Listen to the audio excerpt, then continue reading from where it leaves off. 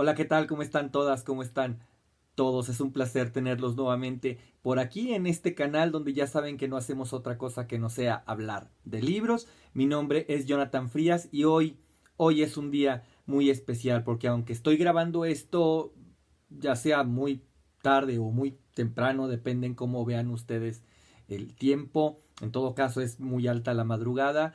El video saldrá el 8 de marzo, un día el Día Internacional de la Mujer, que es un día de conmemoración por la tremenda lucha que sostienen las mujeres todos los días por la equidad, por la justicia social, por la justicia laboral.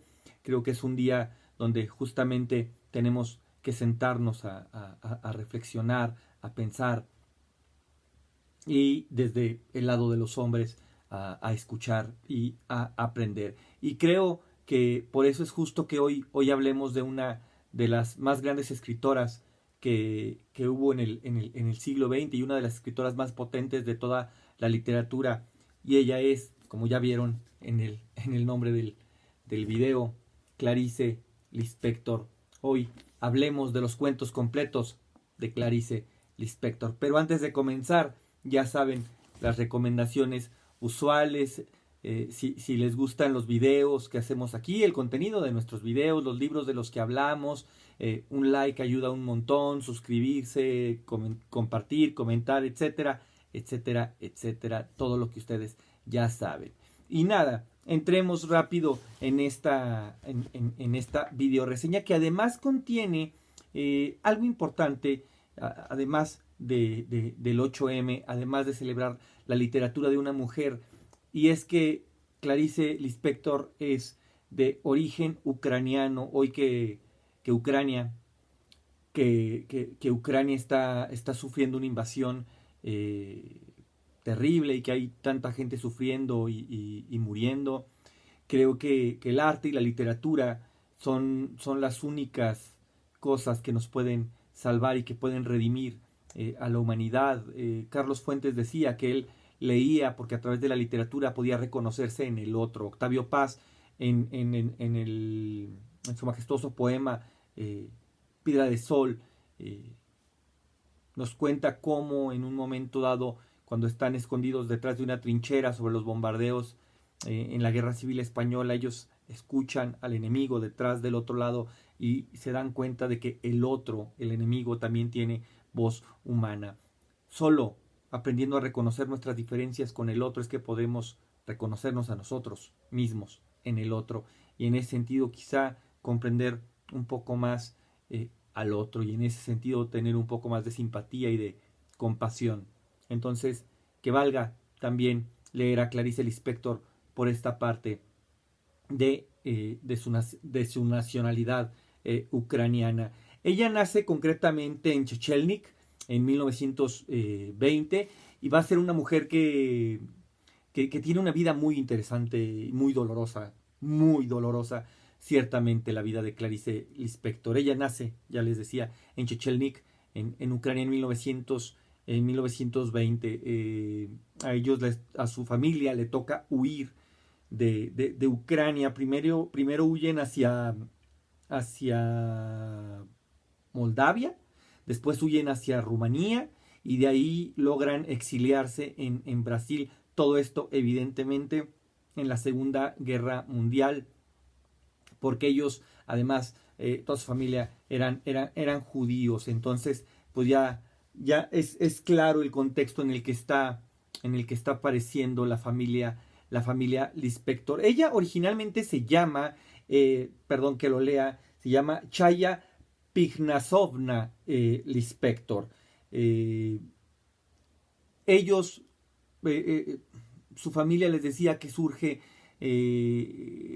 que sufre, perdón, un dolor tremendo. Muy pronto en la vida del inspector, eh, su abuelo es asesinado, su madre va a ser una mujer abusada, es una mujer a la que violan, es una mujer sexualmente agredida y a partir de esta agresión, de esta violación, la madre contrae sífilis y eso le va a provocar su muerte antes de que Clarice Lispector cumpla los 10 años. Y nada, el padre logra el exilio, llegan a Brasil y ahí es donde ella va a empezar a hacer su vida, pero los dolores no quedan atrás al llegar a Brasil. Ciertamente ya no tienen que escapar, ciertamente encuentran un hogar, encuentran una lengua, una nacionalidad y quizá un destino, pero los dolores no van a terminar ahí, ¿no? En todo caso, hay dolores que siempre han perseguido a las mujeres y por las cuales hoy 8M hay que acompañarlas y conmemorarlas e insisto, reflexionar. Una de ellas es que Clarice Lispector, que estudió Derecho, estudió en una universidad ahí en el Brasil, donde en ese momento solo había 3 mujeres estudiando ahí. Una de ellas era Clarice Lispector. Otra de las circunstancias es que en esa universidad no aceptaban no solo a mujeres, no aceptaban a judíos. Es decir, el antisemitismo no estaba enclaustrado en Europa, no estaba ceñido a los contextos europeos. De hecho, es por esta razón antisemita que la familia Lispector tienen que cambiar sus nombres a nombres de carácter más portugueses, y es ahí donde la niña Chaya se convierte en Clarice. Y nada, poco después de estudiar en la universidad, el inspector se va a casar con un hombre que pertenece al cuerpo diplomático de Brasil, a las relaciones exteriores, y eso la va a tener viajando por todo el mundo. No va a encontrar propiamente un lugar de residencia, porque ese matrimonio la va a llevar de regreso a Europa ya acabada la guerra, y le va a tocar ver evidentemente el estado de destrucción en el que quedó su hogar. Después van a pasar a los Estados Unidos, donde van a durar mucho más tiempo, concretamente en Washington, y de ahí 8 años después de haber empezado el periplo con su esposo en estos viajes diplomáticos, va a regresar a Brasil, donde ya se va a quedar ahí en Río de Janeiro, donde finalmente va a morir hacia 1977. Eso es más o menos el contexto de vida de Clarice Lispector. Pero en el terreno de la literatura, que es el terreno que nos compete, ella empieza a escribir muy joven, empieza a colaborar en periódicos y revistas locales, y sus primeros textos que empieza a escribir ella cuando tiene 19 años, van a empezar a salir publicados más o menos un par de años después, cuando ella tiene 21. Su primer novela, Cerca del Corazón Salvaje, sale hacia el 46, si no recuerdo mal, y es una novela que pronto gana algunos premios importantes y empieza a gozar de algún prestigio. Me detengo ahí brevemente porque no quiero entrar, al menos no en este video, porque considero que merecen videos aparte, la obra novelesca del inspector, tanto como su obra de carácter infantil. Nos vamos a centrar justamente en este libro, que son los cuentos completos, que por cierto, estos sí son completos, ¿no?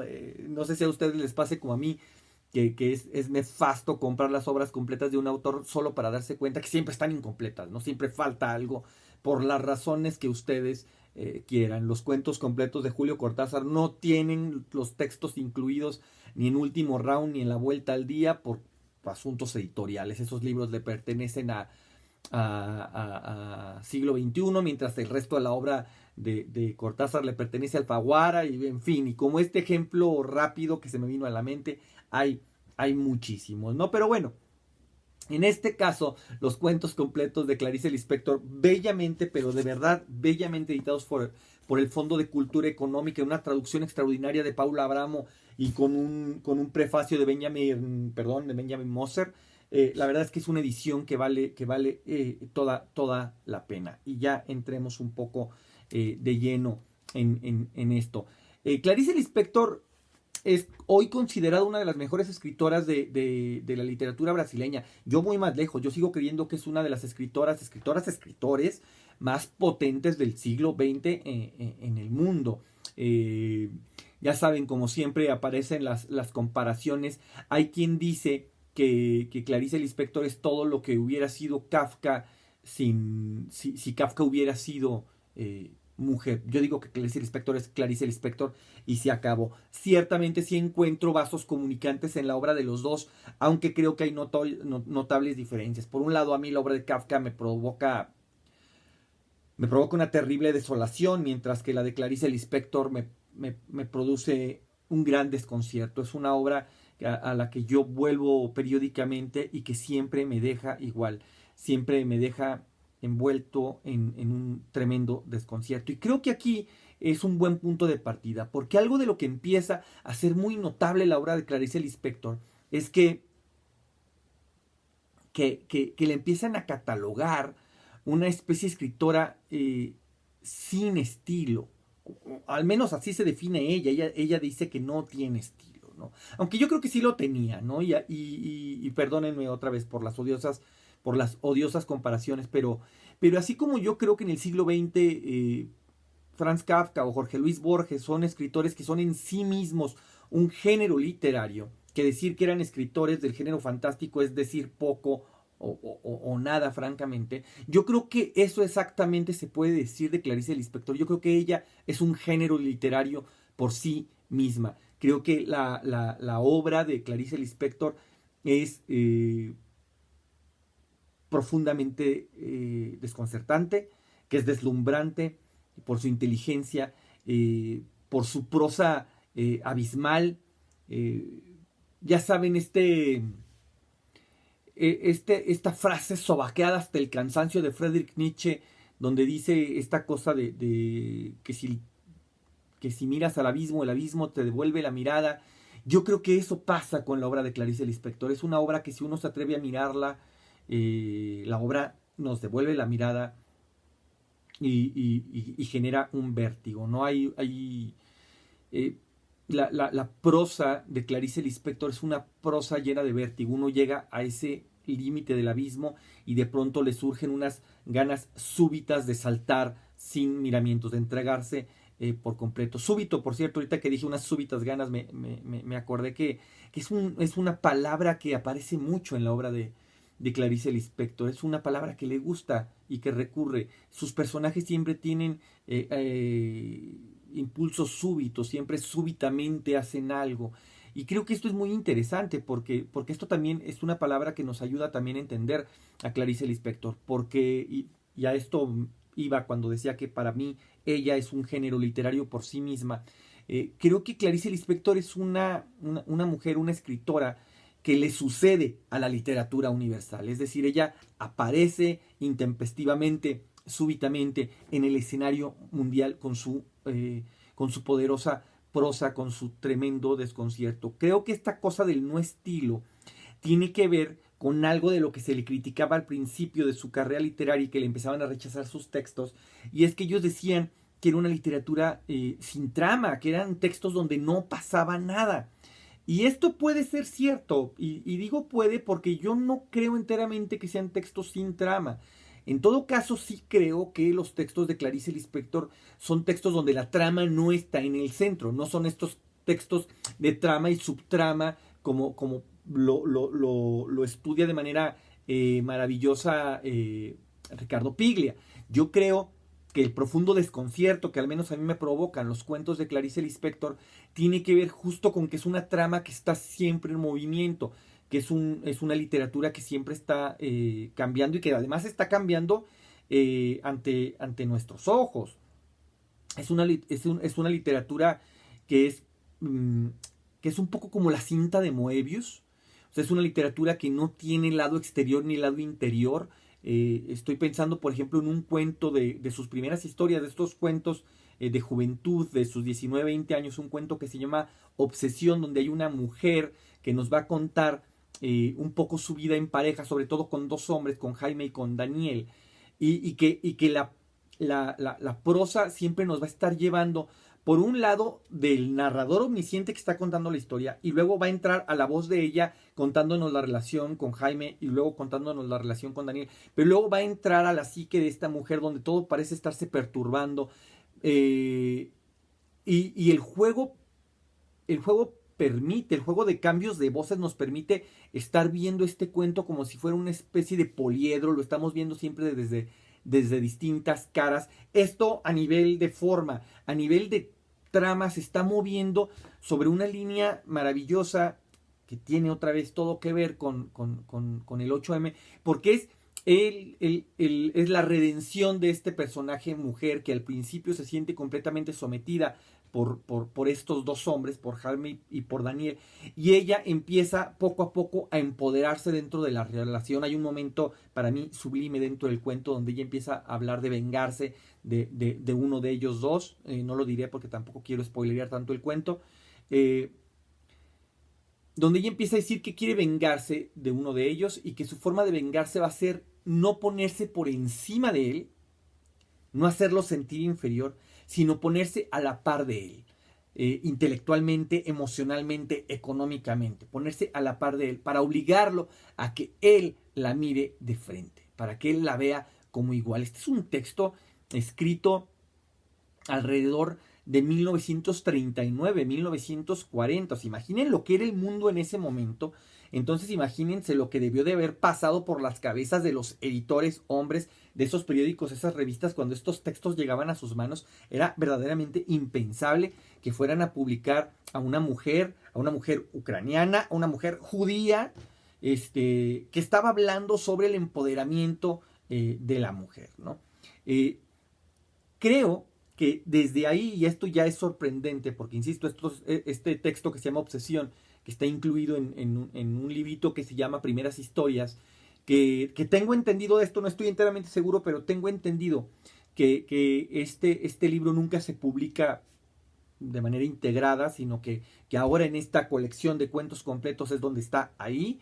Es decir, creo que es un libro que no se puede encontrar por separado, pero pueden perfectamente, si alguien sabe mejor que yo y conoce mejor que yo la obra de Clarice Lispector, les agradecería mucho que me corrijan ese pequeño dato. En todo caso, es de esos primeros cuentos, y lo que es verdaderamente sorprendente es que ahí ya vemos a una escritora, otra vez a sus 19, 20 años, con un dominio estilístico, con una conciencia a plenitud de todas sus herramientas narrativas.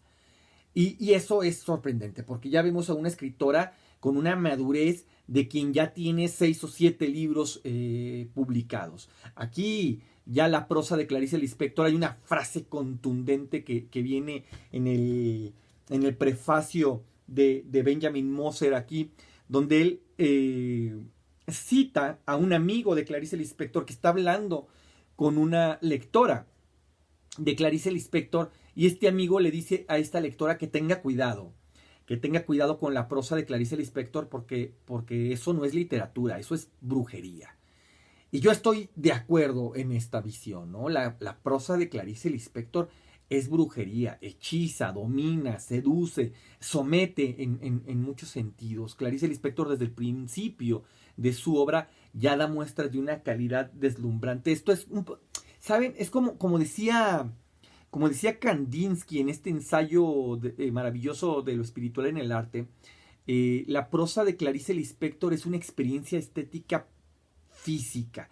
Es una literatura que a uno lo hace sentir físicamente incómodo, que donde uno se sienta a leerlo, todo el tiempo se está moviendo, no se puede quedar uno quieto, pero la incomodidad no se queda solo a nivel físico, también es una incomodidad a nivel emocional, nos remueve cosas, pero también es una incomodidad a nivel intelectual, nos hace pensar en cosas, nos hace confrontar cosas que no queremos. Por ejemplo, y que quepa solo como comentario, en su novela quizá más famosa, La Pasión según G.H., que todo comienza con una persona contemplando una cucaracha que está sobre una maleta, y a partir de esa contemplación va a empezar a desdoblarse como una figura de origami, que uno empieza a desdoblar una serie de reflexiones sobre la vida, sobre el amor, sobre la pareja, sobre los ideales estéticos, etcétera, etcétera. Creo que esto va a cubrir toda la obra de punta a punta de Clarice Lispector, y aquí sí en todas las ramas, tanto en su novela, como en su cuento, como en su obra infantil. Es una literatura de muchísimas capas, que ya el mero recorrido de superficie, la mera lectura inicial es escandalosamente bella, es potente como solo Clarice Lispector puede. Su capacidad para decir es única, pero insisto, nuevamente, para desconcertar, tiene una prosa casi que carente de adjetivos, es una prosa cortada, que brinca del oral brinca del diálogo al monólogo interno, y luego de ahí pasa a la narración en tercera persona, sin poner eslabones en medio, de tal suerte que hay ciertas inconexiones, ciertos agujeros dentro de la narrativa, pero que uno puede intuir que ahí están, que están entre las líneas, y que eso hace que como lectores nos reta. Es un reto intelectual la literatura de Clarice Lispector, porque no es una literatura para nada condescendiente. Estoy pensando ahora también en otro de los cuentos de Clarice Lispector, en un cuento que se llama perdonen, se me escapó ahora. Lo tengo por aquí en mis notas, perdón. Felicidad clandestina, que es un cuento que le da título a un libro de 1971, donde viene un cuentito, este cuentito de Felicidad clandestina, que es el libro que es el cuentito además que abre el libro, y que además es una joya minúscula, un poco, creo que entra en esta categoría de cuentos donde podríamos meter a las ruinas circulares de Borges, o donde podríamos meter a continuidad de los parques de Julio Cortázar, de estas obras maestras de dos o tres páginas. En Felicidad clandestina, Clarice Lispector creo que va a ser también un testamento de quién es ella y de lo que para ella es la literatura. En este cuento, Clarice Lispector nos habla de dos niñas pequeñas de escuela. No las sitúa exactamente en una edad, pero a mí me da la impresión de que están en la frontera del paso de la escuela primaria a la escuela secundaria.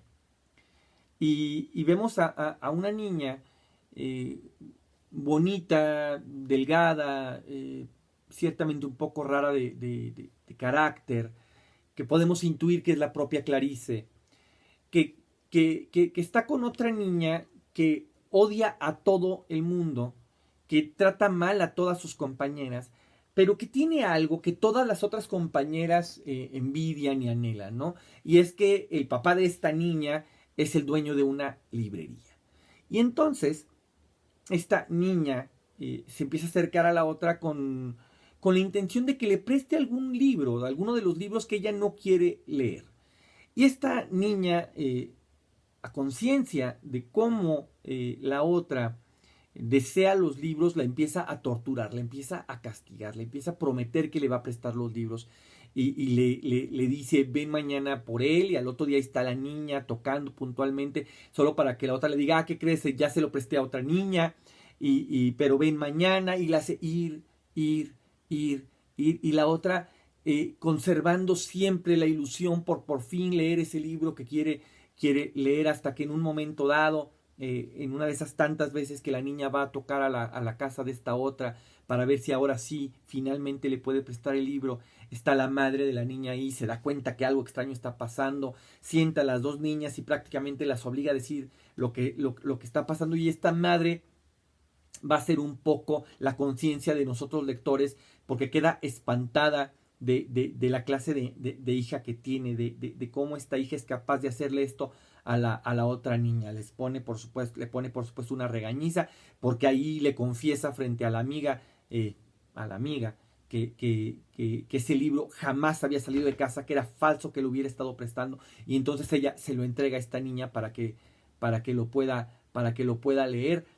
Y el final, en el cual evidentemente me voy a contener para no spoilearles, para no arruinarles nada, la última frase es de una contundencia que creo que define todo lo que es Clarice Lispector, una mujer verdaderamente entregada a la literatura, una mujer de una obra encomiable, una mujer que hay que leer y releer, porque de verdad hoy, a 50 años a casi 50 años de su muerte, a 102 años de su nacimiento, creo que es una obra que tiene una vigencia dolorosa en muchos de los temas. Les hablaba hace un momento de este cuento Obsesión, y de cómo ella está narrando los deseos de esta mujer por empoderarse, por ver que sus parejas la acepten, la vean, de frente como una igual. Creo que un 8 de marzo es un día ideal para leer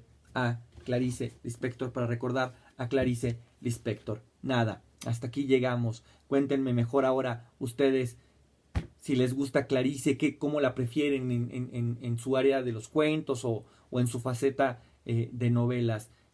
¿Cuál historia de Clarice Lispector es la que más les gusta a ustedes? Será para mí un placer leerlos. Y para terminar, ya saben que en este canal siempre recomendamos una o dos lecturas relacionadas.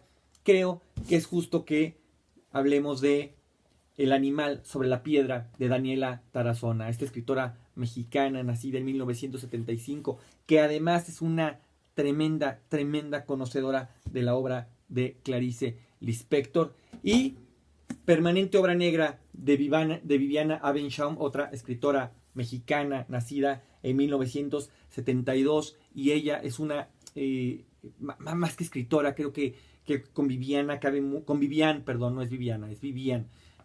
Creo que con ella cabe decir que es más que una escritora, ella es una tremenda artista, y esto más que una novela es un dispositivo narrativo para todas y todos aquellos que no se conforman con la literatura en las formas más habituales. Créanme, no adelanto nada, créanme que esta novela los va a desconcertar desde la primera página por su forma narrativa, por la forma en que utiliza los dispositivos narrativos, en la forma que utiliza las tipografías para poder contar desde ahí, desde la experiencia estética. Nada, si ustedes llegaron hasta aquí, mi infinita gratitud, y ya saben, las recomendaciones de siempre. Si les gustan los libros de los que hablamos aquí, un like, compartir, comentar, ayuda un montón para que esta comunidad siga creciendo. Nada, cerramos. Mi nombre es Jonathan Frías y nos vemos la siguiente semana con un nuevo libro. Dense.